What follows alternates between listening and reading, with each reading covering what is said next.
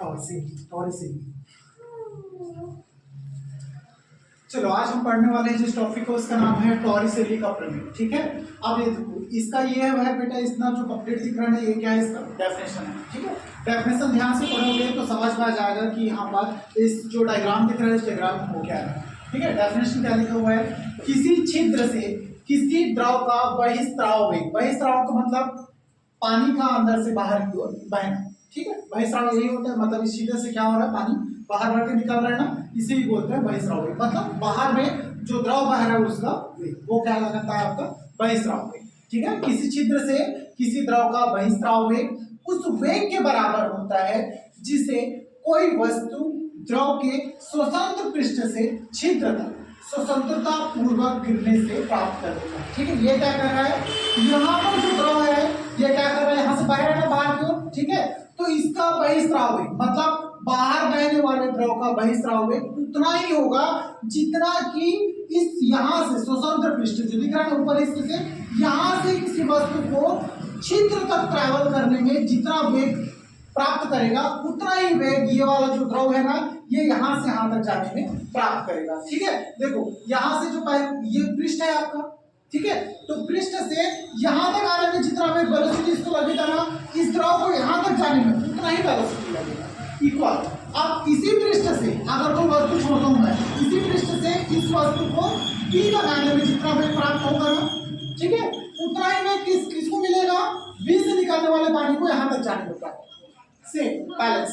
और तीसरा, अगर इसी देखो यहाँ से मैं फिर से क्या करूँ, स्वतंत्र पृष्ठ को छोड़ रहा हूँ और यहाँ से कहाँ तक आता है, C तक। ठीक है, तो यहाँ से यहाँ तक आने में जितना वेग प्राप्त करेगा ना उतना ही वेग क्या करेगा, C से निकलने वाला जो वाटर है यहाँ से यहाँ तक आने में प्राप्त करेगा। ठीक है, तो ऐसा होता है, ये जो पूरा डेफिनेशन लिखा है इसका भी। ठीक है, यहाँ पर आप डायग्राम देख के ऐसे नहीं लग रहा कुछ गलत है, क्या लग रहा है, क्या कर रहे हैं सर वो बिंदु बी और के जो पानी है वो एक जगह कट रहा है और अलग-अलग हाँ एक जगह गिरता है, यही मैं भी समझ रही थी। डेरिवेशन भी डायरेक्ट होगा बताऊंगा लेकिन सर बी और ए और सी दोनों एक ही जगह, बी क्यों अलग?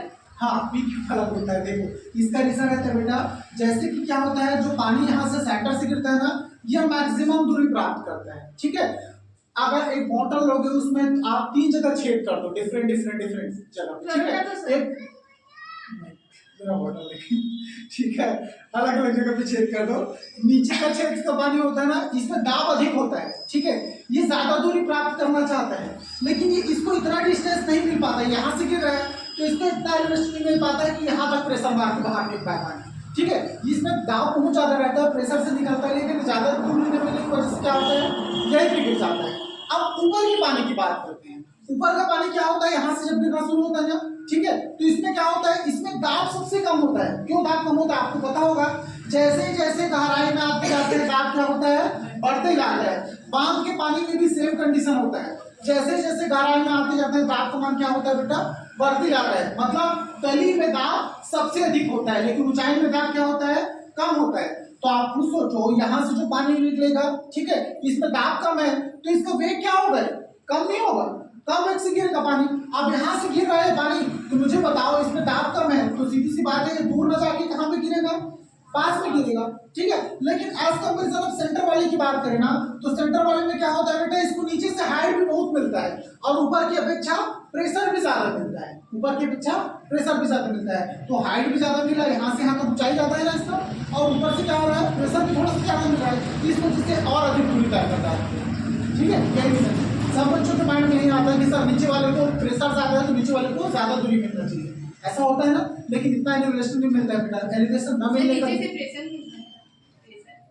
हाँ दाब बढ़ते, पानी भरा हुआ है इसमें तो प्रेशर नहीं बढ़ेगा, दाब बढ़ती जाता है जितना ज्यादा, हाँ नीचे में ही बढ़ता है, नीचे में भी बहुत ज्यादा दाब है। ठीक है, लेकिन आप लोग क्या पढ़े हो, परवलय मोशन पढ़े हो, परवलय का मोशन पढ़े नहीं, परवलय का मोशन में क्या होता है, ऐसे किसी वस्तु को फेंकते हो तो ऐसे जाता है। अब यहाँ से गिर रहा है मतलब कितना परवलय बना, आधा परवलय बना। ठीक है, तो आप खुद सोच के देखो ये यहाँ से गिर रहा है तो कितना लंबा परवलय बना के जाएगा, ऊपर तो नहीं उठेगा, उठेगा क्या, नहीं उठेगा। सीधी सी बात है इसको यहाँ से क्या करना पड़ेगा बेटा, नीचे ही जाना पड़ेगा चाहे कितना भी दाब अधिक क्यों ना हो। लेकिन अब इसकी कंपेरिजन बीच वाले की बात करें तो ये यहीं पे गिरेगा क्या, नहीं, हाइट बहुत ज्यादा है, तो ये क्या करेगा बेटा, इसकी कंपैरिजन में बड़ा परवलय बनाएगा, बनाएगा कि नहीं बनाएगा, मतलब ये ज्यादा दूरी करेगा। लेकिन ऊपर वाला और बड़ा परवलय बना सकता है, लेकिन रीजन क्या है, अब यहाँ पे प्रेशर कम है, दाब कम है कि नहीं कम है, दाब बहुत कम है ना, दाब कम है तो फिर धीरे धीरे गिरेगा। बॉटल में जाके घर में छेद करके देखना, छोटा सा बॉटल, अरे नहीं इसको नहीं करना है, ठीक है। बॉटल में जाके ना घर में छेद करोगे समझ में आएगा, ऊपर में छेद करोगे वो उसका पानी वही गिरना शुरू हो जाएगा, तुर नीचे, ठीक है। सेंटर वाला थोड़ा ज्यादा दूर फेंकता है बेटा, और नीचे वाला ठीक है वो कोशिश तो करता है ज्यादा दूर फेंके, लेकिन अकॉर्डिंग टू परवलय मोशन की वजह से क्या होता है, वो बहुत बड़ा आर्क नहीं बना सकता, उसको वही को वही करना पड़ता है। लेकिन हाँ दाब बहुत ज्यादा रहता है, इसकी जो रफ्तार है पानी का वेग, ये क्या होगा, बहुत ज्यादा तेज रहेगा नीचे वाले का, उससे ऊपर वाले का क्या रहेगा बेटा, मध्यम, और सबसे ऊपर वाले का क्या रहेगा, एकदम ज्यादा धीमा, ठीक है। ये रीजन रहता है। डेरिवेशन अभी करेंगे तो समझ में आ जाएगा कि सेकंड वाला इतना दूर क्यों जाता है, इसके लिए भी हम डेरिवेशन अभी फाइंड आउट करेंगे, इसी में है सब ऐड है। डायग्राम बना हुआ है, यहाँ पर स्टार्टिंग में देखोगे तो सबसे पहला चीज यहाँ पर वेलोसिटी क्या होगा, 0।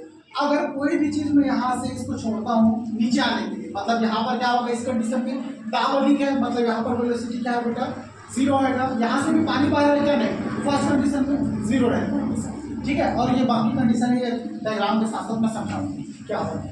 अब यहाँ पर इस कंडीशन में क्या हो जाएगा, मान लो वायुमंडलीय दाब P है, ठीक है। यहाँ पर हम ये जो पूरा चैम्बर दिख रहा है इसके लिए वायुमंडलीय दाब डिसाइड किया, वो क्या है आपका P है, दाब को किससे दर्शाते हो, तो P है। तथा द्रव का घनत्व क्या दर्शा रहा हूँ मैं, D, ठीक है। ये जो लिक्विड है इसका डेंसिटी क्या है, घनत्व क्या है, T है, ठीक है। द्रव के स्वतंत्र पृष्ठ पर गतिज ऊर्जा 0 तथा स्थितिज ऊर्जा अधिकतम है, ठीक है। अब देखो द्रव के स्वतंत्र पृष्ठ, ठीक है, कौन सा है स्वतंत्र पृष्ठ, यहाँ पे। आप मुझे बताओ यहाँ पे मतलब क्या हो गया, यहाँ पे अगर कोई वस्तु है, ठीक है, मतलब यहाँ पर जो वस्तु मान के चलो, यहाँ पर पानी का वाटर ड्रॉपलेट मान के चलो, ठीक है, ये क्या है, इस हाइट पे, ठीक है। मतलब अगर कोई वस्तु यहाँ पे है, मतलब इस छिद्र तक पहुंचाएंगे, नहीं, इस छिद्र तक आया है, नहीं आया, इस पर भी नहीं आया, मतलब इस कंडीशन में क्या है, यहाँ पर है, मतलब स्टेबल है, अभी किसी भी छिद्र के पास में वो नहीं आया है। तो यह यहाँ पर अगर कोई वस्तु है तो उसकी गति ऊर्जा क्या होगी, 0 होगी, क्योंकि वो मौसम में नहीं है क्या, मौसम में नहीं है। तो उस कंडीशन में स्वतंत्र पृष्ठ पर गति ऊर्जा क्या होती है बेटा, 0। और स्वतंत्र पृष्ठ क्या है, ये वाला है, द्रव का सबसे ऊपरी हिस्सा, वो क्या कहलाता है, उसका स्वतंत्र पृष्ठ। तथा स्थिति ऊर्जा अधिकतम है। स्थिति ऊर्जा को किससे दर्शाते हो आप लोग, mgh से दर्शाते हो ना, ठीक है। अब मुझे बताओ यहाँ पर देखो mg से दर्शाते हो, तो m क्या हो गया, मास, g क्या हो गया, ग्रेविटी। अब h क्या है, स्वतंत्र पृष्ठ पर देखो h यहाँ से यहाँ तक है कि नहीं, मतलब यहाँ पे लिखा ना वस्तु को, मतलब यहाँ से यहाँ तक हाइट क्या है, कैपिटल h है, तो इसको क्या लोगे आप लोग, mg कैपिटल h लोगे कि नहीं लोगे हाइट को, ठीक है। तो यही हुई बेटा, यहाँ पर लिखा हुआ है स्वतंत्र पृष्ठ गति ऊर्जा 0 तथा स्थिति ऊर्जा क्या है बेटा, अधिकतम। तो हाइट अधिकतम हो गया नहीं, सब अभी मतलब हाइट क्या हो गया, अधिकतम, मतलब स्थिति ऊर्जा क्या होगी, अधिकतम। अतः कुल ऊर्जा तब क्या हो जाएगा, कुल ऊर्जा को कैसे दर्शाते हैं, कुल दाब प्लस काइनेटिक एनर्जी, मतलब गतिज ऊर्जा प्लस स्थिति ऊर्जा, ठीक है। तो कुल दाब जितना यहाँ पर प्रेशर है, गतिज ऊर्जा अगर वस्तु गति में है तो गतिज ऊर्जा फाइंड आउट करना है, और उसके बाद स्थिति ऊर्जा, ठीक है। आप देखो यहाँ पर फिर कुल ऊर्जा इज इक्वल टू कितना हो जाएगा,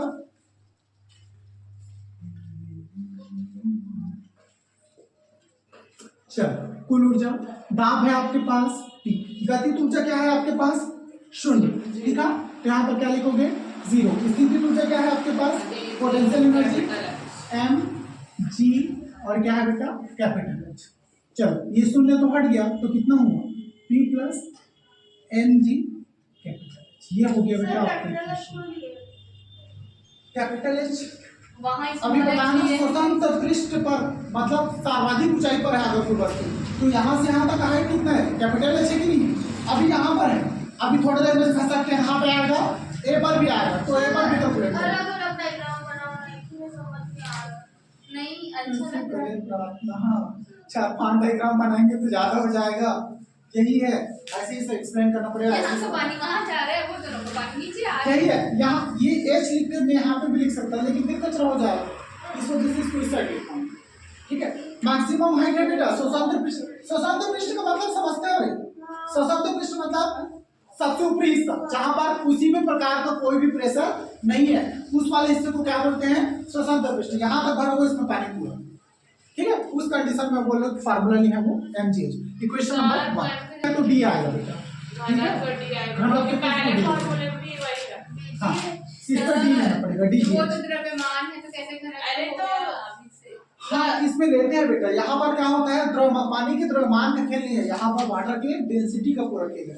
इस वजह से स्थिति ऊर्जा वाले जितने भी कंडीशन है इस वाले चैप्टर में, गहराई में हाँ, इन सभी चीजों में आपको डीजीएच ही लेना पड़ेगा, ठीक है, डीजीएच। चलो ये हो गया आपका इक्वेशन नंबर 1। यहाँ पे कुल ऊर्जा वाला कंडीशन था, ठीक है।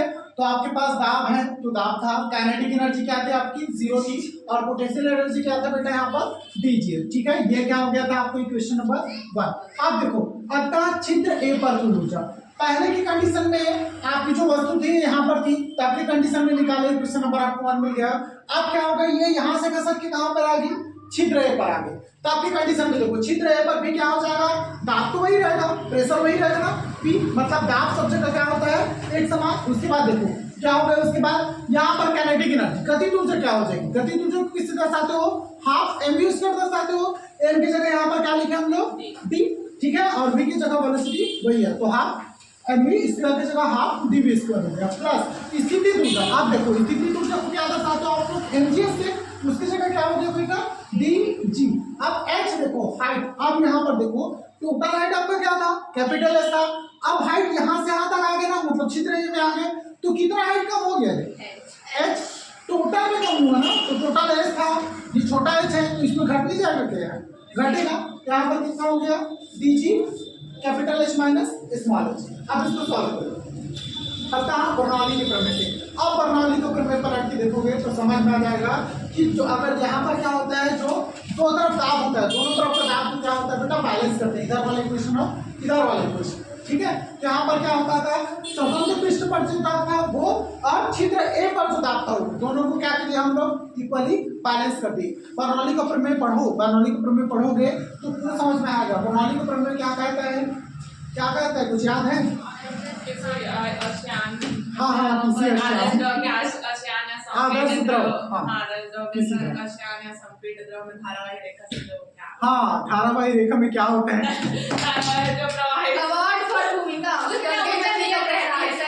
हाँ बिल्कुल ऊर्जा नियत रहती है, तो वही है बेटा। यहाँ पर जो ऊर्जा होगी स्वतंत्र पृष्ठ पर और छिद्र ए पर जो ऊर्जा होगी, दोनों के दोनों क्या होंगे बेटा बराबर होंगे। अवार्ड भूमिका एंड रजनी गंगे मंदिर का प्रसाद क्या गंगे मंदिर कहती है, तो दोनों को क्या करती है हम लोग यहाँ पर बैलेंस कर दिए। अब देखो इसको सॉल्व करोगे, ये वाला पोर्शन तो वही का वही रहेगा, इस वाले पोर्शन में क्या होगा, यहाँ पर जो dg का मल्टीप्लाई बेटा अंदर करो, dg का मल्टीप्लाई अंदर करोगे तो ये वाला क्या हो जाएगा dg capital H minus dgh। आप देखो इधर भी dgh है, इधर भी dgh है, और इक्वल का साइन लगाएगा तो ये कट गया, इधर भी p है इधर भी p है, और बीच में क्या है इक्वल का साइन है ना, तो कट गया। सेम चिन्ह रहेगा तभी कटेगा, हमेशा याद रखना। ये सेम चिन्ह है कि नहीं, यहाँ पर प्लस p है, यहाँ भी प्लस p है ना, तो क्या होता है बेटा कैंसिल आउट। और देखो इधर भी dgh है प्लस में है, इधर भी dgh है प्लस में है, तो क्या हो गया कैंसिल आउट, ठीक है। अब कटने का मीनिंग है, ये अगर प्लस में इधर आएगा तो माइनस में होगा ना, तो ऐसे भी जीरो हो जाएगा। ये इधर प्लस में इधर आएगा तो माइनस में होगा ना, तो ऐसे भी जीरो हो जाएगा, होगा कि नहीं होगा। अब देखो इतना कटने के बाद क्या बचा बेटा, आपके पास इतना बचा है, कितना बचा, ये देखो ये बचा है, बचा ना हाफ dv का स्क्वायर जो कि यहाँ पर लिखा है माइनस ये वाला बचा dgh, बचा कि नहीं बचा, बोले इक्वल टू 0, इधर कुछ बचा क्या नहीं, तो 0 लिख दिए। अब माइनस dgh को इधर ट्रांसफर कर दो तो कितना हो गया half dv square equal to dgh। अब यहाँ पर देखो इधर भी d है इधर भी d है कि नहीं है, एक बार फिर कैंसिल आउट हुआ, तो कितना बच गया, यहाँ पर क्या बचा हाफ v स्क्वायर बचा ना, मतलब v स्क्वायर बाय 2 बचा नहीं, तो v स्क्वायर बाय 2 बचा, तो यहाँ पर बटे में था 2, इस 2 को इधर ट्रांसफर कर दिया तो मल्टीप्लाई में नहीं आ गया, आया ठीक है। तो v square is equal to कितना हो गया 2gh। अब इधर स्क्वायर है, इधर आएंगे कितना हो गया बेटा रूट ओवर, तो v का मान कितना आ गया बेटा आपका यहाँ पर रूट ओवर 2gh। यह हो गया आपका इक्वेशन नंबर 2। इसको इक्वेशन नंबर 1 भी है क्या, इसका इस्तेमाल नहीं पढ़ा ना इक्वेशन के रूप में कहीं भी नहीं पढ़ा, तो इसके मत कोई इक्वेशन ठीक है, तो इसमें यहाँ पे इस्तेमाल होगा, क्योंकि यहाँ पर ना फिर आगे 1 2 पर लिखना पड़ेगा और आगे हाँ, और देखिए ये हो गया आपका 22 हो गया, ठीक है। इसके आगे एक स्टेप जाएगा, फिर बर्नौली का प्रमेय निकल जाएगा, और उसके बाद फिर आगे की कुछ पोर्शन है वो करेंगे। आपका बहिस्रावी, ठीक है, क्या हो गया आप ये में करेंगे। अभी देखो यही क्या था आपका बहिस्रावी, मतलब बाहर बहने वाला पानी का वेग। अब देखो स्वतंत्र रूप से छोड़ी गई वस्तु ए तक आने में प्राप्त वेग। अभी पहला कंडीशन बताया था ना, यहाँ से ऊपर से किसी वस्तु को छोड़ते हुए स्वतंत्र रूप से छोड़े थे तो उस वस्तु को ए तक आने में जो वेग प्राप्त होगा उसके बारे में बात करें। तो उस वस्तु को ए तक आने में अभी आ रहा है कि नहीं आ रहा है? आ रहा होगा। ये स्वतंत्र पृष्ठ थे, यहाँ से छिद्र ए तक आने में, यहाँ से यहाँ तक आने में इस वस्तु को जो वेग प्राप्त हुआ। अभी तक किसका वेग निकाले? अभी ये जो भी निकाले हैं किसका है पता है? इस छिद्र से बहने वाले पानी का वेग है बाहर की तरफ। समझ में आया? ये वेग निकाले बेटा, ये क्या है? v है। और ये जो वेग निकाल रहे हैं इसका क्या है? ये अभी v1 निकालेंगे हम। समझ में आ रहा है? ये वो वाला v है, छिद्र से बहने वाले पानी का। अभी जो निकाल रहे हैं क्या है?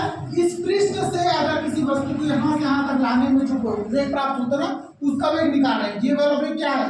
v1 है। तो वही लिखा है स्वतंत्र रूप से छोड़ी गई वस्तु को a तक आने में प्राप्त वेग। तो a तक आने में, तो इस कंडीशन में u इक्वल टू 0। यहाँ पर वेलोसिटी क्या थी आपकी? 0 थी ना। अतः गति के तीसरे समीकरण से, ठीक है, गति का तीसरा समीकरण लिया है यहाँ पर। तो इसका रीजन क्या रहता है बेटा? यहाँ पर आपको कौन कौन सा डेटा है? आपको v1 निकालना है, जो आपका क्या है यहाँ पर 0 है। हाइट भी आपके पास g भी है, सारे डेटा उपलब्ध है। इस वजह से गति का तीसरा समीकरण भी है, ठीक है। दूसरा नहीं ले सकते क्योंकि उसमें क्या है? टाइम है। और आपके पास टाइम है क्या? नहीं। पहला नहीं ले सकते, पहला भी में क्या है आपके पास? टाइम है। तो यहाँ पर टाइम है नहीं है, ठीक है। तो इस वजह से उसको नहीं लिया। क्या बचेगा? तो गति का तीसरा समीकरण लगाऊंगा। गति का तीसरा समीकरण क्या कहता है? v square is equal to u square plus 2g's या फिर 2as लिखते थे यहाँ पर, याद आ रहा है 2s। इसकी जगह a की जगह हम क्या लिखे हैं? g लिखे हैं, क्योंकि a भी एक्सेलरेशन है और g भी क्या है? मतलब a एक्सेलरेशन है तो g क्या है? गुरुत्वीय त्वरण है, ग्रेविटी है। तो 2g's लिखे। अब देखो u का वैल्यू यहाँ पर क्या है? 0, जो कि यहाँ पर आपको मेंशन है कि नहीं? यहाँ पे only to equal to 0। I hope से समझ में आ रहा होगा, नहीं लिखना पड़ेगा। तो यहाँ पर u का मान क्या हो गया?